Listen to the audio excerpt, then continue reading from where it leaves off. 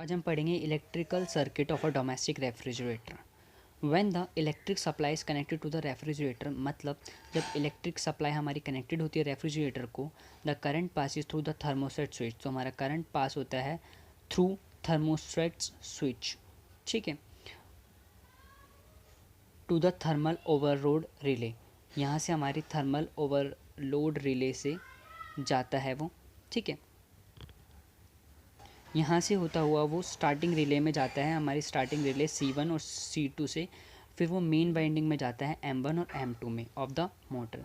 जब हमारी motor rest पे होती है इस टाइम पे वो ड्रॉ करती है हैवी करंट। तो जो हैवी करंट होता है through coil C1 and C1 और C2 of the starting relay. तो इस टाइम पे जो हमारी कॉइल होती है ये वाली, ये एनर्जाइज हो जाती है। पुलिंग द प्लंजर अपवर्ड्स, इस टाइम पे जो ये प्लंजर होता है इसको अपवर्ड्स खींच लेती है। इट मीन्स जो S1 और S2 हो सकता है वो हमारा सर्किट के अंदर आ जाता है। जब हमारी दोनों वाइंडिंग एनर्जाइज हो जाती है, मतलब हमारी ये वाली वाइंडिंग और ये वाली वाइंडिंग दोनों जब एनर्जाइज हो जाती है, मोटर स्टार्ट कर जाती है रनिंग, ठीक है। जब मोटर गेन कर लेती है नॉर्मल स्पीड तो करंट ड्रॉ करता है मेन वाइंडिंग से, हमारी मेन वाइंडिंग से करंट ड्रॉ करता है। ऑल्सो बिकम नॉर्मल, ये भी नॉर्मल हो जाता है at the time S1 S2 gets out of circuit. इस टाइम पे S1 और S2 आउट ऑफ सर्किट जाते हैं और जो प्लंजर होता है वापस नीचे आ जाता है।